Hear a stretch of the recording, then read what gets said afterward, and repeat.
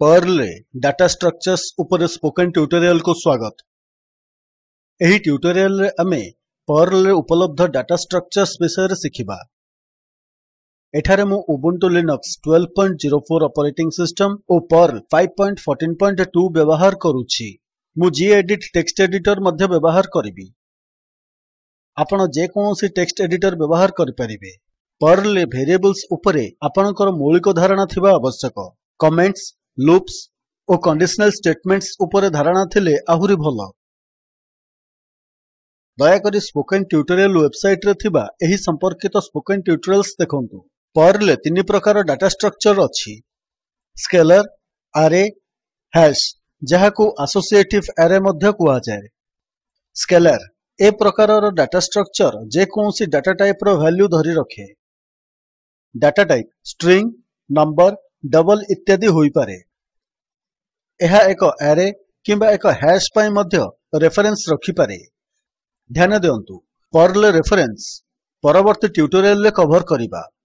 Data structure रो scalar प्रकार variable declare करिबा परि सहज अटे। $count equal to 12 semicolon. $string equal to single quote रे I am scalar of type string semicolon. Scalar रे आमे निम्न ऑपरेशन करि परिबा।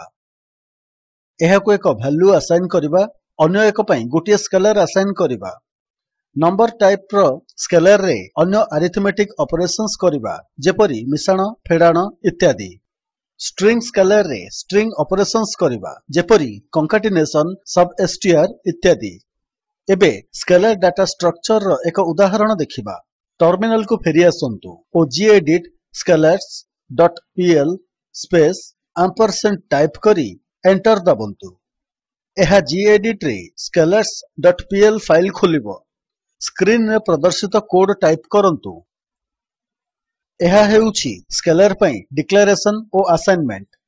नंबर टाइप स्केलर रे एही सबु अरिथमेटिक ऑपरेशंस संपादन करा जाय परिबो। स्ट्रिंग स्केलर टाइप रे एही सबु स्ट्रिंग ऑपरेशंस संपादन करा जाय परिबो। सबएसटीआर हेउछि पर्ल फंक्शन जहा स्ट्रिंग रो अंश को आउटपुट भाबे जोगाए। एठारे स्ट्रिंग रो आरंभ को इंडेक्स 0 निर्दिष्ट करे, अर्थात जेउठारु आमे स्ट्रिंग रो एक्सट्रैक्शन आरंभ करिबा को चाहुछे ओ जेउठी आमे स्ट्रिंग को आउटपुट भाबे रखिबा को चाहुछे से पर्यंत ऑफसेट को 11 निर्दिष्ट करिवो। फाइल सेव करिबा पई कंट्रोल एस दबंतु। एहा परे टर्मिनल को फेरि आसंतु ओ पर्ल स्क्रिप्ट एग्जीक्यूट करंतु। पर्ल scalars.pl ओ एंटर दबंतु। टर्मिनल ले आउटपुट हाइलाइट होछि। एबे पर्ल ले अरे डाटा स्ट्रक्चर देखिबा। अरे हेउछि एलिमेंट गुडिकर एक तालिका। एलिमेंट्स स्ट्रिंग, नंबर आदि होई पारे। एहार एक इंडेक्स अछि जहा अरे रे विभिन्न ऑपरेशन करिबारे व्यवहार करा जाय। इंडेक्स 0 रु आरंभ होई थाए। अन्य प्रोग्रामिंग लैंग्वेज ठारू भिन्न एहाकू पर्ल व्यवहार करिबा पूर्वरु अरे किंबा एहार दीर्घता डिक्लेयर करिबा आवश्यक नाही। एलिमेंट काढिबा किंबा मिसाइबा अनुसारे पर्ल अरे लंबा किंबा संकुचित हुए। एक अरे लेखिबा पई सिंटैक्स हेउछि @variable name space equal to space open bracket comma द्वारा पृथक करा जायथिबा एलिमेंट्स रो तालिका क्लोज ब्रैकेट सेमिकोलन। एबे अरे डाटा स्ट्रक्चर रो एक उदाहरण देखिबा। टर्मिनल को फेरि आसंतु ओ gedit perlarray.pl space ampersand type करी एंटर दबंतु। एहा gedit रे perlarray.pl फाइल खोलिबो। स्क्रीन रे प्रदर्शित होइथिबा कोड टाइप करंतु। एहा हेउछि नंबर अरे जेउथरे नंबर टाइप रो एलिमेंट्स रहिछि। एहा हेउछि स्ट्रिंग अरे जेउथरे स्ट्रिंग टाइप रो एलिमेंट्स रहिछि। एही अरे रे उभय नंबर ओ स्ट्रिंग टाइप एलिमेंट रहिछि। एही उदाहरण पर्ल विभिन्न टाइप रो अरेज प्रदर्शन करे।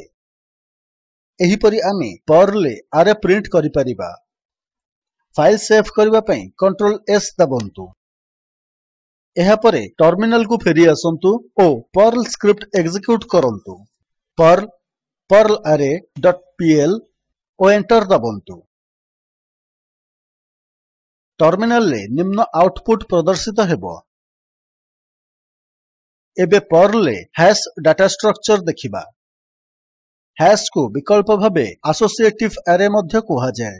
एहा एक की वैल्यू पेयर डाटा स्ट्रक्चर अटे। हैश रे की हेउची अद्वितीय। जदि समान की को पुनर्बार मिसा जिवो तेबे सही की को असाइन करा जायथिबा लेटेस्ट वैल्यू द्वारा ताहार वैल्यू निरस्त होई जिवो। वैल्यू अबिकल होई पारे। एहा जे कोनोसी डाटा टाइप रो वैल्यू मध्य धरि रखे। हैश रो सिंटैक्स हेउची परसेंटेज वेरिएबल रो नाम space equal to space open bracket enter दबंतु। सिंगल कोट की रो नाम single quote space equal to greater than चिन्ह स्पेस वैल्यू कॉमा एंटर दबंतु। सिंगल कोट की रो नाम single quote space equal to greater than चिन्ह space value enter दबंतु। Close bracket semicolon. एबे हैश डाटा स्ट्रक्चर रो एक उदाहरण देखिबा। टर्मिनल को फेरी आसंतु और टाइप करंतु gedit Perl hash dot PL space ampersand enter दबंतु। एहा gedit रे Perl hash dot PL file को खोलिबो। स्क्रीन रे प्रदर्शित होइथिबा कोड टाइप करंतु। एही हैश एक सब्जेक्ट रे प्राप्त मार्क को सूचित करे। एही उदाहरण हैश रो व्यवहार दर्शाइबो। एबे हैश को किपरि प्रिंट करा जाय देखिबा। एबे पई मु करिथिबा हैश रो प्रिंट शैली को ध्यान दियंतु।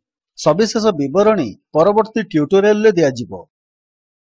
फाइल सेव करबा पई कंट्रोल एस दबंतु। एहा परे टर्मिनल को फेरी आसंतु ओ पर्ल स्क्रिप्ट एग्जीक्यूट करंतु। पर्ल हैश डॉट पीएल ओ एंटर दबंतु। टर्मिनल रे निम्न आउटपुट प्रदर्शित हेबो।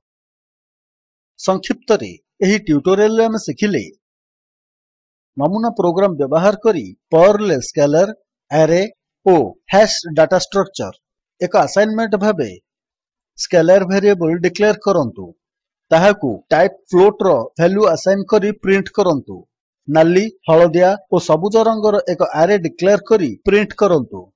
कर्मचारी नाम ओ सेमानकर विभागर एक हैश डिक्लेयर करी प्रिंट करंतु। संकेत employee equal to greater than चिन्ह John comma department equal to greater than चिन्ह इंजीनियरिंग। निम्न लिंक रे उपलब्ध वीडियो को देखंतु। एहा स्पोकन ट्यूटोरियल प्रोजेक्ट को सारांशित करे।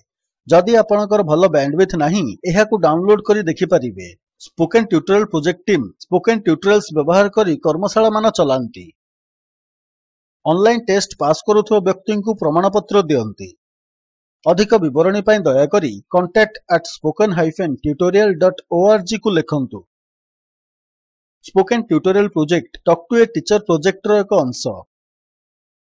एहा भारत सरकारक MHRD रो आईसीटी माध्यम रे राष्ट्रीय साक्षरता मिशन द्वारा समर्थित। एही मिशन उपर अधिक विवरणी spoken-tutorial.org/nmeict-intro रे उपलब्ध। आशा करूछि आपण एही पर्ल ट्यूटोरियल को उपभोग करथिबे। आईआईटी बॉम्बे तरफ रु प्रदीप चंद्र महापात्र आपनक ठारू विदाय नेउछि। आम सहित जडित होइथिबारु धन्यवाद।